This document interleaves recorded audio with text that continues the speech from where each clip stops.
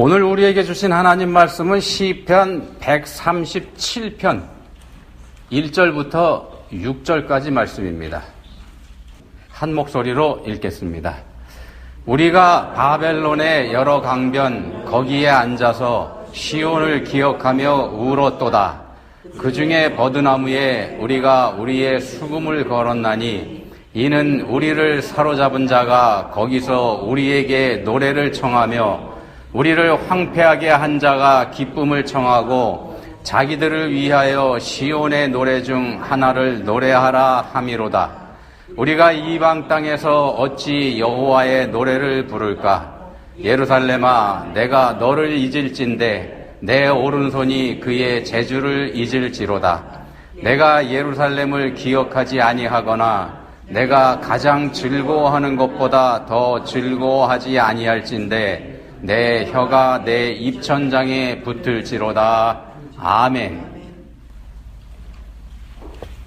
30년 전인 1992년에 한경직 목사님이 종교계의 노벨상이라고 하는 템플턴 상을 받았죠. 그 상금이 102만 달러이었던 모양입니다. 근데 이 목사님이 그 상을 받으면서 상금을 그 자리에서 북한 선교를 위해서 곧바로 기부했습니다. 그러면서 이런 농담을 했습니다. 내가 1분 동안 백만장자가 되어보았노라. 그런 일도 있긴 했습니다만 한경직 목사님이 이 상을 받은 진짜 이유는 공개적으로 신사참배했던 거를 회개하기 위한 목적이었다. 이렇게 밝혀뜨렸습니다. 그걸 공개적으로 밝히고 회개하기 위해서 내가 이 상을 받았다. 자, 일본이 우리나라를 강제로 지배할 때 우리 한국교회는 혹독한 시련을 겪었죠. 일본의 토속적 신앙, 토속신을 섬기는 신사참배를 모든 사람들한테 강요했고 교회에도 물론 요구를 했습니다. 그래서 심지어 예배 중에 신사참배 순서를 강제로 집어넣는 그런 일이 있었더랬습니다. 이걸 거부하는 교회, 거부하는 목사님들한테는 혹독한 고문, 또 죽음 이런 걸로 보복을 했죠. 많은 교회와 목사님들이 결국 그 압력에 굴복을 해서 예배 중에 신사참배를 넣었던 기록이 아직도 남아 있습니다. 옛날 기록 보면 그게 다 있습니다. 이게 우리 한국교회의 큰 아픔으로 아직도 남아 있습니다. 우리 한국교회가 왜 이런 혹독한 시련을 겪어야만 했을까? 우리가 왜 이런 시련을 겪어야만 했을까요? 여러분들은 어떻게 생각하실까 모르겠습니다. 일본이 우리나라를 침공했던 적이 또 오래전에 있죠. 임진왜란 때. 임진왜란 때에도 우리가 일본한테 속절없이 당했었는데 그때는 우리가 왜 당했을까요? 그 사람들한테는 총이 있었고 우리한테 그게 없었죠. 총과 활, 창 이거는 상대가 되지 않죠. 근데 임진왜란이 터지기 한 40년쯤 전에 우리나라에도 일본하고 똑같은 총이 들어왔었답니다. 기록이 있습니다. 근데 우리는 그게 왜 없는가? 우리나라에서는 총이 필요 없다. 우리한테 그런 거 필요 없다. 이렇게 판단을 했다는 겁니다. 그리고 그 판단의 대가는 혹독했죠. 우리의 미련함과 무지, 이게 부른 결과가 임진왜란이라고 볼 수 있는 건데 그 미련함과 무지, 이런 거는 어디서 오는가 하면은 가치관과 연결이 됩니다.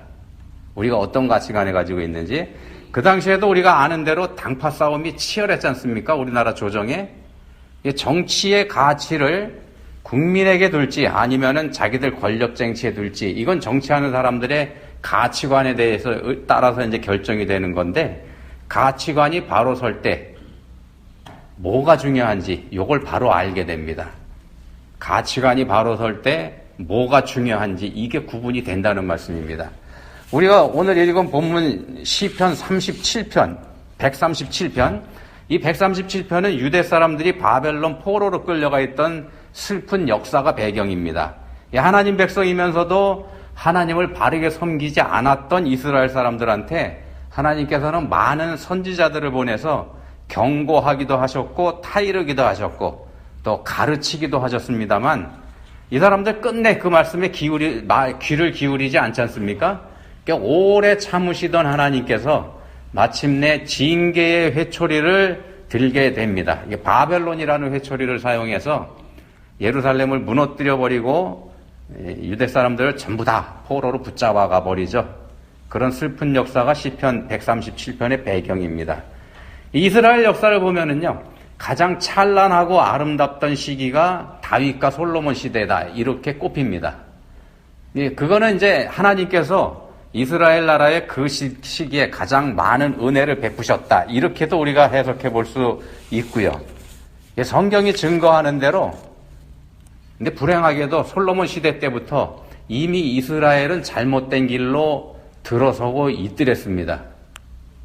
지혜의 왕이라고 불리는 솔로몬, 자타가 인정하는 이 솔로몬이 그 지혜를 세상적인 것으로 사용했을 때, 세상적인 가치에 맞춰서 지혜를 사용했을 때 이스라엘은 세상의 우상 숭배로 마음이 끌렸고, 세상의 귀신을 섬기는 쪽으로요, 세상의 가치를 따르는 쪽으로, 그리고 역사는 그에 대한 혹독한 대가를 치르게 합니다.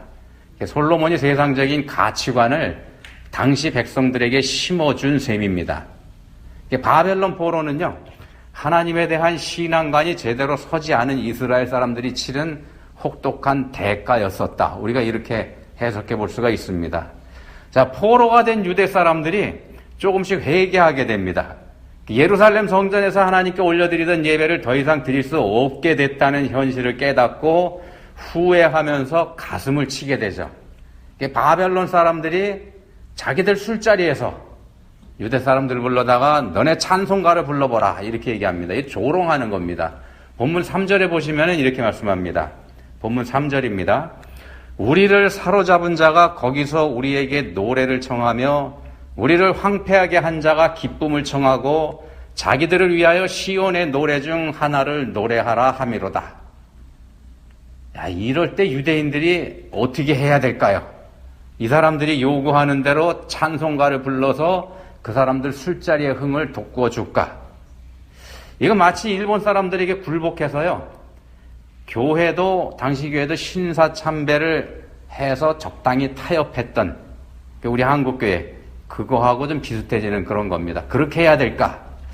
자, 이때 이 사람들의 심정을 본문 1절에서 이렇게 노래합니다. 본문 1절입니다. 우리가 바벨론의 여러 강변 거기에 앉아서 시온을 기억하며 울었도다. 나라 잃은 서름이 느껴지는 그런 대목이지 않습니까? 자, 2절에 보시면은 그중의 버드나무에 우리가 우리의 수금을 걸었나니 라는 표현이 있는데, 이건 무슨 뜻인가 하면은 더 이상 찬송가 부르기 포기했다, 이런 뜻입니다. 찬송가 부를 때 반주하는 악기인 수금을 나무에다 걸어놓고 사용하지 않는다, 그런 뜻입니다. 이 거룩한 노래를 술자리에 여흥을 돋우는 용도로 부를 수 없는 노릇이니까 말입니다. 본문에 나타나 있지는 않습니다만 이 사람들이 이런 결정을 했다 그러면 상당한 핍박이 따랐을 거고요.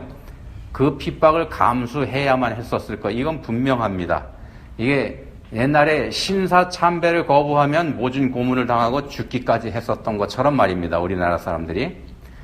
본문 5절에 보시면은 내 오른손이 그의 재주를 잊을지로다 라는 말이 있습니다. 내 오른손이 그의 재주를 잊을지로다. 이게 무슨 뜻인가 하면은 거룩한 노래를 술자리에 여흥 위에서 부르고 그를 위해서 악기를 연주한다 그러면은 차라리 그렇게 악기 연주한 내 손이 저주를 받아서 악기를 다루는 재능을 잃는 게 더 낫겠다, 이런 아픔을 표현한 노래입니다.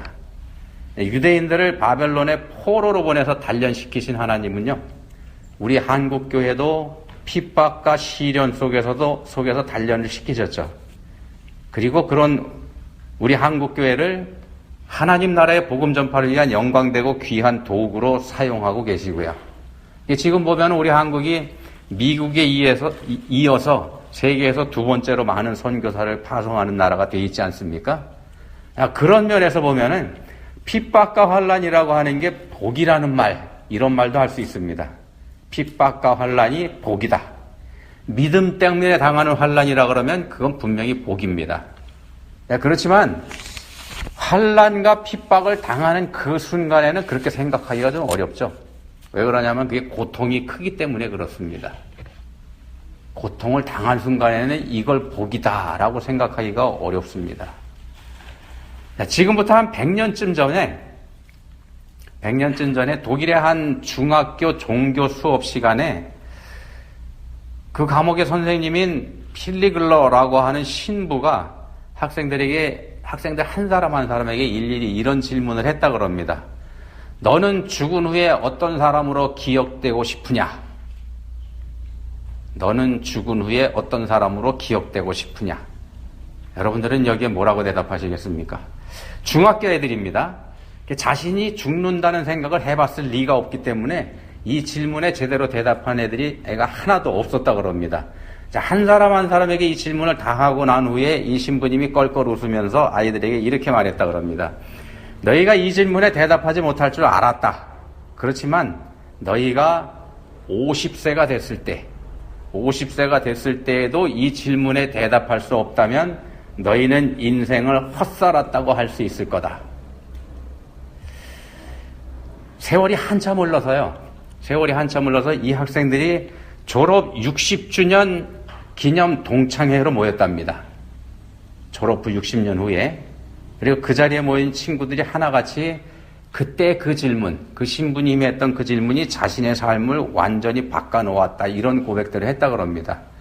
그 학생 중에 한 사람이 누구냐 하면 세계적인 경영학자 피터 드러커라는 한 사람입니다. 피터 드러커. 자, 이분이 경영학자라고 말씀드렸죠? 이분이 이때의 경험을 살려가지고 거울 테스트라는 말을 만들어냅니다. 거울 테스트, 미러 테스트. 이런 말을 합니다. 아침에 면도를 할 때 또는 아침에 립스틱을 바를 때 거울 속에 내 얼굴이 어떤 사람으로 보이기 원하는가 라고 항상 질문해봐라. 그런 질문을 항상 하면서 살아야 된다 이런 뜻이죠. 이 가치관이 분명하게 서 있는 사람은 어떤 상황, 어떤 환경에서도 흔들리지 않는다는 걸 말하기 위해서 이 말을 만들어낸 겁니다. 자, 근데 이 질문은요, 원래 이 피터 드러커라는 사람이 만들어낸 말이 아니고, 원래 했었던 사람은 누구냐 하면은, 런던 주재 독일 대사였었던 소비에스키라고 하는 사람이라 그럽니다. 런던 주재 독일 대사, 소비에스키. 이분이 1906년도에 대사직에서 물러나게 되는데, 과감하게 자리 내던지고 그만둬버립니다. 왜 그러냐면은 물러나면서 자기 자신한테 했었던 질문이 바로 이 질문이라 그럽니다. 왜 물러났냐면 당시에 영국 왕이 에드워드 7세였는데 이 사람이 굉장히 방탕한 사람이었던 모양입니다.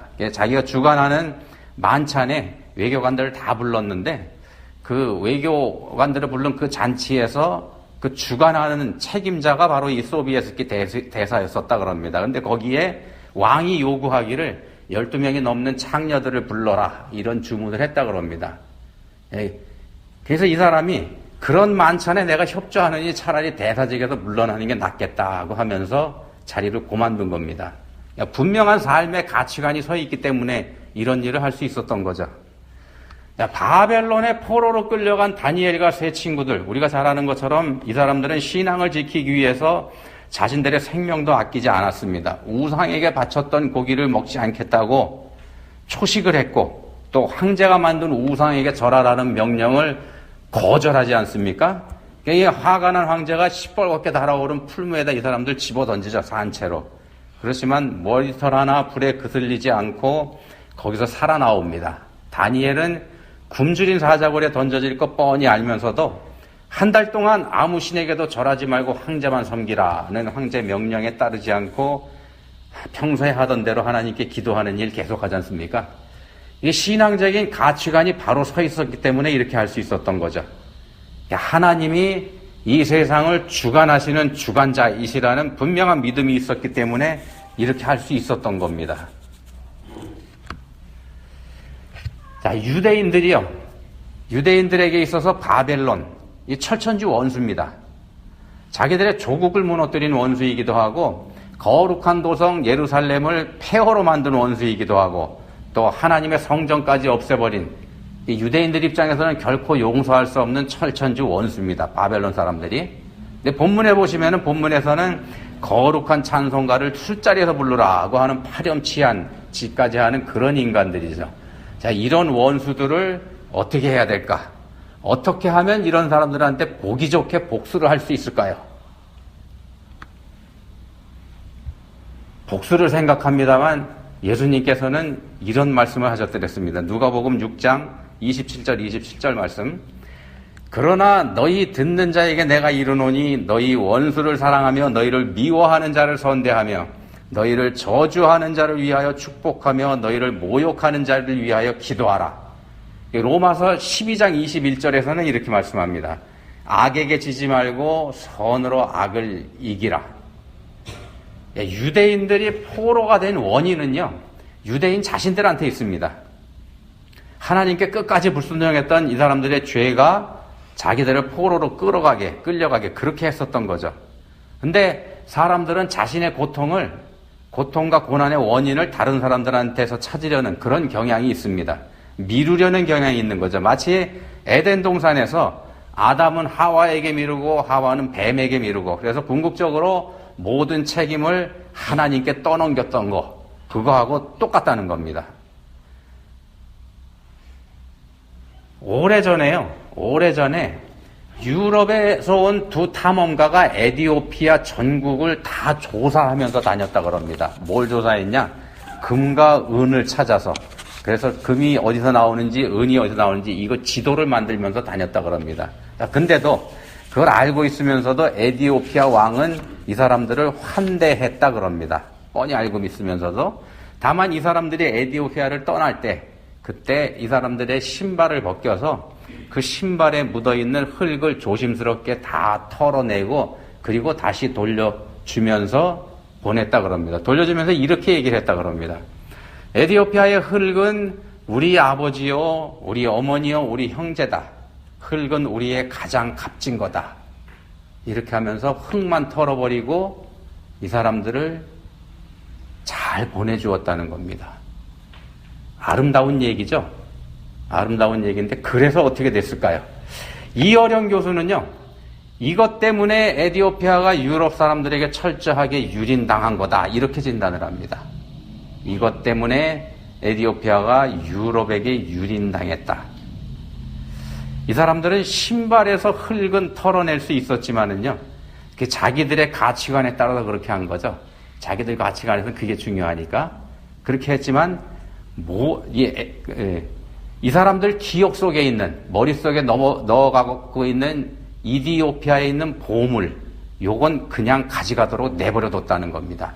이게 뭐가 중요한지 알지 못한 우매함에서 나온 건데, 이에 대한 엄청난 대가를 혹독하게 치르게 됐죠.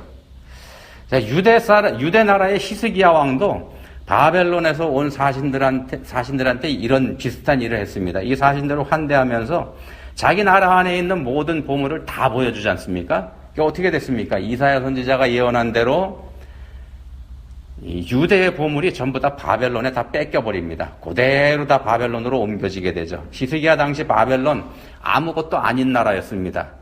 그런 나라가 있는지도 알지도 못할 그런 작은 나라였지만, 이 바벨론이라는 나라가 이후에 빠르게 제국으로 성장을 하면서 이 사람들의 기억 속에 있던 유대의 보물을 다 가져가 버리지 않습니까? 이게 자신을 과시하려고 했던 히스기야의 어리석음이 불러온 비극입니다. 찬란했던 솔로몬 시대는 이스라엘을 교만으로 이끌어갔고요. 또 교만이라고 하는 것은 우상 숭배에서 나오게 되어 있습니다. 이게 왜 그러냐면은 교만이라고 하는 것 자체가 세상적인 가치이기 때문에, 솔로몬이 자기의 지혜를 세상적인 가치에 맞춰서 사용했을 때 백성들도 그걸 그대로 따라 보고 배우게 된다는 겁니다. 히스기야가 그 영향을 받아서 역시 교만한 짓을 했고, 자, 대제국 아수르의 침공을 히스기야가 막아냈지 않습니까? 어마어마한 나라인데 막아냈습니다. 또 죽을 병에서도 고침을 받았고, 자, 요거 때문에 세상 사람들의 칭송을 받게 된 겁니다. 바벨론의 사신이 온 것도 그걸 축하하기 위해서 온 거죠. 요게 히스기야의 교만을 불러오게 됩니다. 히스기야의 교만은 그 모든 것이 자기 능력인 줄로 착각했기 때문에 나오게 된 거고. 우리 한국을 보면은요, 우리 한국은 태조 이성계에 의해서 조선이 건국된 후에 200년 동안 전쟁 없는 평화로운 시기를 지나게 됩니다. 근데 그런 시기를 지나면서 착각을 하게 됩니다. 이게 우리의 능력이다. 우리의 능력으로 이렇게 됐다. 이성계가 조선을 건국한 게 1392년이지 않습니까? 임진왜란이라는 게 딱 200년 뒤인 1592년. 조총이라는 신무기가 손에 들어왔음에도 그걸 던져버린 우매함이 전쟁 없이 살았던 오랜 평화의 산물이라는 겁니다. 오랜 평화가 미련하게 만들었고 교만하게 만들었습니다. 이렇게 보면 평안이 복이 아닙니다. 아무 걱정 없이 잘 먹고 잘 사는 거, 이게 복이 아니라는 겁니다. 오히려 하나님 뜻 안에서 시련으로 내몰리는 거, 이게 복이 되기도 합니다. 우리 신앙이 바로 설 때, 그러니까 하나님이 누구이신지를 바로 알 때 어떤 게 복이고 어떤 게 화가 되는지 이걸 알게 된다는 말씀입니다. 하나님을 바로 아는 사람, 자신이 하나님께 사랑받고 있다는 사실을 분명하게 아는 사람의 마음 넓어집니다. 환난도 복이 된다고 믿게 되기 때문에 작은 일에 신경 쓰지 않게 되죠. 작은 고난에 낙심하지 않게 됩니다. 이게 다른 사람이 나한테 네가 먼저 나한테 사과해야 나도 너 용서해줘. 그렇게 안 하게 된다는 겁니다. 그런 생각하지 않게 됩니다. 우리가 기억해야 할 가장 중요한 거는요, 하나님께서 우리를 사랑해 주신 사랑의 기억뿐입니다. 우리가 기억해야 될 거, 하나님께서 나를 사랑해 주신 거, 그 사랑의 기억이 우리의 가치관을 만들기 때문에 그렇습니다. 그 가치관이 우리가 세상을 바로 보게 만듭니다. 하나님께 사랑받지 않는 사람, 이 세상에 없습니다. 누구나 다 하나님의 사랑을 이미 받았고 지금도 받고 있고 그리고 앞으로도 계속해서 받으면서 살 겁니다. 누구나 다 똑같습니다. 믿는 사람, 믿지 않는 사람 다 똑같습니다. 요즘 유행하는 복음성가 중에 은혜라는 복음성가가 있죠. 그 은혜라는 복음성가에 나오는 가사처럼 모든 게 다 하나님 은혜입니다. 모든 게 다 하나님 은혜입니다. 내가 이 땅에 태어나서 하는 거, 어린아이 시절과 지금까지 숨을 쉬며 살며 꿈을 꾸는 삶, 당연한 거 아니라 은혜였어. 이 가사가 이렇게 나가지 않습니까? 자, 모든 사람 마음에는 하나님께 받은 사랑의 기억이 자리하고 있습니다. 누구나 다 받았기 때문에요. 다만 그걸 인정하는지 인정하지 않는지의 차이가 있을 뿐입니다. 이스라엘 사람들의 신앙관이 잘못됐을 때 이 사람들은 혹독한 시련으로 내몰렸습니다.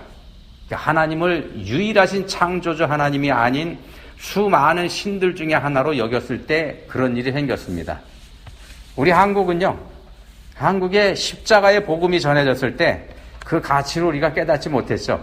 깨닫지 못하고 또 알려고도 하지도 않았고 그러다 보니까 오히려 핍박을 했습니다. 거절했죠. 우리 한국이 세계에서 가장 많은 순교자를 배출한 나라라는 거 여러분 아시나 모르겠습니다. 그때 우리의 가치관도 크게 흔들렸습니다. 이게 참 진리인 하나님의 말씀을 거부하려면은요, 하나님이 참 진리이시기 때문에 그걸 거부하려면 진리 아닌 걸 진리라고 해야만 됩니다. 그래야 거부할 수 있으니까. 결국 자기 자신을 흔들리는 비진리 위에 세우는 어리석은 행동이 나올 수밖에 없다는 겁니다. 그 결과 나라를 뺏기는 혹독한 시련에 우리가 내몰린 겁니다. 바벨론 강변에서 나라 잃은 서름에 울었던 유대 사람들이나 나라 잃은 서름을 당하면서 신사참배를 해야만 했던 우리들이나 다를 게 없다는 겁니다. 그 시련을 통해서 우리를 바로 세우시는 게 하나님의 사랑입니다. 우리에게 주신 시련을 통해서 하나님은 우리를 세워가십니다. 우리는 그렇게 넘치도록 부어주시는 하나님의 사랑과 은혜로 살아가고 있습니다. 기도하시겠습니다. 하나님 아버지, 저희들의 마음에 남겨주신 사랑의 기억, 저희 잊어버렸습니다. 까맣게 잊어버리고서는 하나님께 투정합니다. 받은 사랑 없다고.